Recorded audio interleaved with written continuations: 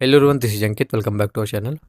इस वीडियो में करेंगे इंडियन नेवी मार के लिए साइंस का प्रैक्टिस सेट नंबर 2। देखिए, छोटे छोटे क्वेश्चंस करवा रहा हूँ आपको। टोटल 50 छोटे छोटे क्वेश्चंस निकाले थे। 1 नंबर का आपके एग्जाम में आता है। या तो आपसे किसी का इकाई पूछ लेगा, या फिर कोई किस सिद्धांत पे आधारित है ये पूछ लेता है। तो उसी टाइप के 50 क्वेश्चन निकाले हैं। 25 फर्स्ट वीडियो में, 25 इसमें करेंगे।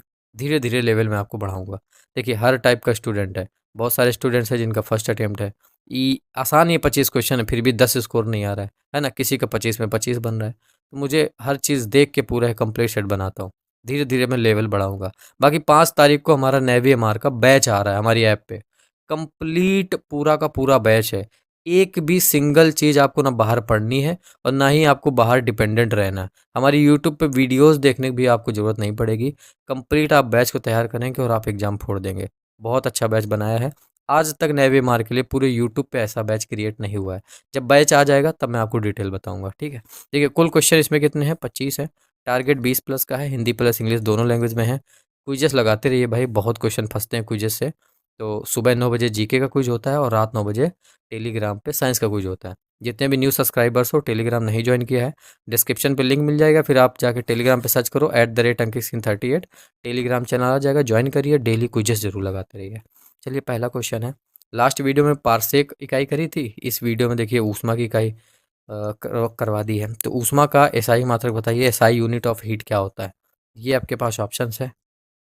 राइट आंसर टिक करो। ऊष्मा का जो एसआई मात्रक होता है वो जूल होता है। कहेंगे बहुत आसान क्वेश्चन है, बहुत छोटा क्वेश्चन है।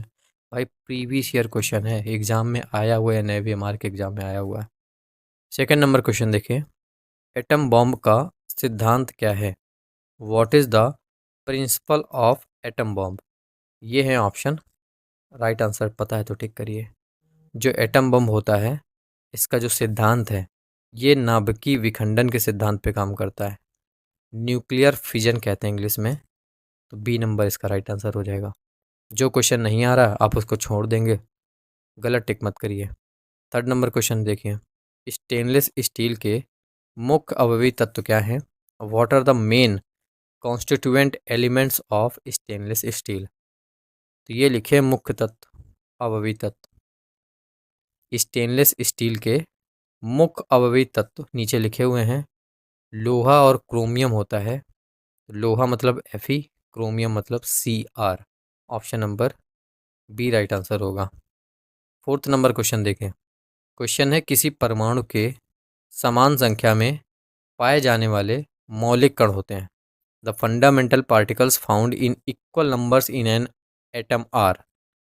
ऑप्शंस है, पढ़िए। राइट आंसर टिक करिए। समान संख्या में पाए जाने वाले मौलिक जो कण होते हैं वो होते प्रोटॉन और इलेक्ट्रॉन। ऑप्शन नंबर डी में आपको दिख रहा होगा, प्रोटॉन और इलेक्ट्रॉन। तो यही इसका बिल्कुल करेक्ट आंसर होगा। नेक्स्ट क्वेश्चन देखिए, फिफ्थ नंबर क्वेश्चन। आवृत्ति का मात्रक है, यूनिट ऑफ फ्रीक्वेंसी इज। पहले भी पढ़ चुके होंगे, आसान है। लेकिन ये भी क्वेश्चन नेवी एमआर में, आर्मी जीडी में ये पूछे गए हैं और पूछे जाते हैं भाई। जब एक पेपर बनता है तो उसमें 5 से 6 क्वेश्चन बहुत इजी होते हैं, फिर कुछ मीडियम लेवल के होते हैं, और फिर कुछ बहुत हार्ड होते हैं। तो जो बहुत इजी क्वेश्चन होते हैं वो इसी टाइप के क्वेश्चन होते हैं।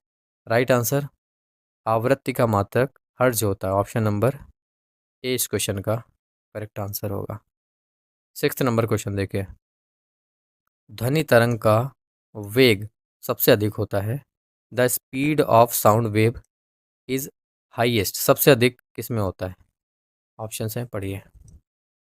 राइट आंसर इसका ए नंबर होगा। ध्वनि तरंग का जो वेग होता है वो सबसे अधिक ठोसों में होता है, सॉलिड में होता है। अब इससे रिलेटेड कोई भी तरीके का ऑप्शन बनाएगा, लेकिन ये क्वेश्चन नहीं पूछा जाएगा, लेकिन ऑप्शन अलग तरीके से बनाएगा। सेवेंथ नंबर क्वेश्चन देखिए। एक गोलीय दर्पण का आवर्धन दिया हुआ है 3। इसके द्वारा बने प्रतिबिंब की ऊंचाई 15 सेंटीमीटर है। तो बिंब की ऊंचाई क्या होगी? The magnification of a spherical mirror is 3 if the light of the image is the height of the image its formed by it is 15 centimeter, then what will be the height of the image? यहाँ से आप यहाँ पे आपको बिंब की ऊंचाई बतानी है। फॉर्मूला होता है इसका, आवर्धन बराबर जो प्रतिबिंब है उसकी ऊंचाई बटे जो बिंब है उसकी ऊंचाई, बिंब की ऊंचाई, ये होता है। आवर्धन आपके पास 3 दिया हुआ है, प्रतिबिंब की ऊंचाई 15 है और बिंब की ऊंचाई म्यू होती है, तो म्यू हमें मतलब बिंब की ऊंचाई निकालनी है। बटे में 1 करो, तिर्यक गुणा करो, यही करेंगे। ये म्यू उस साइड चला जाएगा, बराबर 15 और ये 3 इस साइड आएगा। या फिर मैं यहीं पे काट देता ऐसे, 63 15, तो म्यू बराबर 5 आ गया। 63 15 म्यू बराबर 5 सेंटीमीटर। ये क्या आया? ये आया बिंब की ऊंचाई जो आपसे पूछी गई थी। ऑप्शन नंबर 20 का राइट आंसर हो जाएगा। न्यूमेरिकल ज़रूर आएगा, लेकिन बहुत ही आसान 2 से 3 न्यूमेरिकल आएंगे। जो जो चैप्टर मैं आपको करवाऊंगा उन्हीं में से न्यूमेरिकल आएगा, उसके बाहर कुछ नहीं पूछा जाएगा। 7th नंबर क्वेश्चन देखिए। क्वेश्चन है, सॉरी 8th नंबर क्वेश्चन है, अनुदैर्ध्य तरंगे किस माध्यम में उत्पन्न की जा सकती है? In which medium can longitudinal waves be generated? इसी क्वेश्चन से रिलेटेड लास्ट वीडियो में क्वेश्चन था, लेकिन लैंग्वेज ये पूरा देखो चेंज है। अनुदैर्ध्य तरंगे किस माध्यम में उत्पन्न की जा सकती है? तो आपको पता है कि जो अनुदैर्ध्य तरंगे हैं इनको आप सॉलिड में उत्पन्न कर सकते हैं। ये भी पता है कि द्रव भी उत्पन्न कर सकते हैं, गैस में भी उत्पन्न की जा सकती है अनुदैर्ध्य तरंगे। इसका मतलब इसका ऑप्शन नंबर डी इसका राइट आंसर होगा। इन तीनों में अनुदैर्ध्य तरंगों का उत्पादन किया जा सकता है। 9th नंबर क्वेश्चन देखिए। 9th नंबर क्वेश्चन है, फ्लेमिंग के दक्षिण हस्त नियम में अंगूठा संकेत करता है। In Fleming's right hand rule the thumb indicates. ये लिखे हुए हैं ऑप्शन। अगर फ्लेमिंग के दक्षिण हस्त नियम के बारे में आपने पढ़ा है तो अभी बता देंगे कि जो राइट साइड का जो अंगूठा है, राइट हैंड का जो थंब है, वो क्या संकेत करता है, क्या इंडिकेट करता है? राइट आंसर टिक करो। तो वो करता है गति की दिशा को इंडिकेट करता है, राइट हैंड का जो थंब है। Option number C right answer होगा। 10th नंबर क्वेश्चन देखें।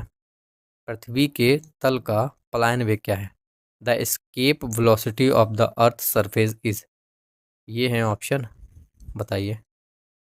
पलायन वेग क्या होता है? वो वेग जिससे हम किसी वस्तु को अगर पृथ्वी से फेंके तो वो बाहर निकल जाए, वो वेग होता है 11.2 किलोमीटर पर सेकेंड। ऑप्शन नंबर सी इसका राइट आंसर हो जाएगा। 11th नंबर क्वेश्चन देखिए। पेनिसिलिन किससे निकाला जाता है? For what is penicillin extracted? ये रहे ऑप्शन, बताइए। जो क्वेश्चन आए ठीक है, जो ना आए उनके नोट्स बनाते रहिए। ऑप्शन मत लिखिए, वन लाइनर्स के रूप में नोट्स बनाते रहिए। राइट आंसर, पेनिसिलिन फफूंदी से निकाला जाता है। Option number C right answer होगा। 12th नंबर क्वेश्चन देखिए। क्वेश्चन है, पानी की बूंदें गोलाकार होती हैं तो इसका कारण क्या है? The reason behind roundness of water drop is. बताइए, बहुत बार पढ़ चुके हैं। राइट आंसर इसका पृष्ठ तनाव, सरफेस टेंशन के कारण पानी की जो बूंदें हैं वो गोलाकार होती हैं। 13th नंबर क्वेश्चन देखें। क्वेश्चन है, गर्मियों में लोलक की लंबाई बढ़ जाने पर उसका जो आवर्तकाल है उस पर क्या प्रभाव पड़ता है? When the length of the pendulum increases in summer it's time period changes. क्या चेंज होता है उस पर? ये ऑप्शन लिखे हुए हैं। 13 का राइट आंसर, लोलक की लंबाई बढ़ने से उसका जो आवर्तकाल है वो भी बढ़ जाता है। इसी से रिलेटेड एक क्वेश्चन था लास्ट वीडियो में कि गर्मियों में जो पेंडुलम घड़ियाँ होती हैं या पेंडुलम जो है वो सुस्त क्यों हो जाता है? यही क्वेश्चन था, यही लैंग्वेज थी, थोड़ा सा बस चेंज किया गया है। ए नंबर राइट आंसर हो जाएगा। 14th नंबर क्वेश्चन देखिए। ध्वनि तरंग खालिस्तान है, sound wave is filling the blanks. ये ऑप्शन है, बताइए ध्वनि तरंग कैसी तरंग है? राइट आंसर इसका, ध्वनि तरंग तरंग आपकी एक अनुदैर्ध्य तरंग है। Option number A will be right answer. 15th number question देखें। प्रत्यास्था पर किसका प्रभाव पड़ता है? What affects elasticity? ऑप्शन है, टिक करो। इलास्टिसिटी मतलब प्रत्यास्थता पर किसका प्रभाव पड़ता है? ताप का प्रभाव पड़ता है, टेम्परेचर का। ऑप्शन नंबर 20 क्वेश्चन का राइट आंसर होगा। 16 नंबर क्वेश्चन देखें। यदि 5 न्यूटन के बल द्वारा किसी पिंड में 0.04 मीटर विस्थापन पैदा हो तो पिंड का कार्य क्या होगा? If a force of 5 newton moves a body and displace it by 0.04 metre, what will be the work of body? बहुत आसान क्वेश्चन है। W बराबर F/D। अब ये आसान है लेकिन ऐसे ही थोड़ा बड़ी बड़ी वैल्यू रख के कैसा भी करके क्वेश्चन आपसे पूछा जा सकता है। F की वैल्यू कितनी है? 5 है। D की वैल्यू कितनी है? 0.04। 5 चौको 20, 2 जीरो है इधर, 2 जीरो बाद दशमलव, तो 0.2 जूल ये आपका कार्य निकल के आ जाएगा। ऑप्शन नंबर 20 क्वेश्चन का राइट आंसर हो जाएगा। 17 नंबर क्वेश्चन देखें। पृथ्वी की सतह से ऊपर जाने पर दाब, pressure when going above the earth surface, घटता है, बढ़ता है, अपरिवर्तित रहता है, उपर्युक्त सभी? बताओ। पृथ्वी की सतह से ऊपर जाने पर जो उसका जो प्रेशर होगा, जो दाब होगा, वो घटता है, डिक्रीज होता है। 18 नंबर क्वेश्चन देखिए। ऊतक संवर्धन की अवधारणा किसकी थी? Whose concept was tissue culture? Options देखिए, राइट आंसर टिक करिए। राइट आंसर ऊतक संवर्धन की अवधारणा थी हैबरलैंड की। ऑप्शन नंबर सी इसका राइट आंसर हो जाएगा। 19 नंबर देखिए। न्यूटन के किस गति नियम से बल का व्यंजक प्राप्त होता है? From which motion law of Newton is the expression of force obtain? Right answer बताइए। प्रथम, द्वितीय, तृतीय या फिर किसी से भी नहीं? तो न्यूटन के गति के नियम से बल का जो व्यंजक है वो द्वितीय नियम से मिलता है। लास्ट वीडियो में भी ये क्वेश्चन था। 20 नंबर क्वेश्चन देखें। क्वेश्चन, प्रकाश के किस तरंग के लिए तरंग दैर्ध्य अधिकतम होता है? For which colour? प्रकाश के किस रंग के लिए? For which colour of light the wavelength is maximum? बैगनी, हरा, लाल, पीला? 20 का राइट आंसर लाल रंग के लिए। प्रकाश के लाल रंग के लिए तरंग दैर्ध्य अधिकतम होता है। 21 नंबर देखिए। वायुमंडल तथा पृथ्वी को प्रकाश का कौन सा भाग गर्म करता है? Which part of light heats the atmosphere and the earth? Options लिखे हुए हैं, टिक करो।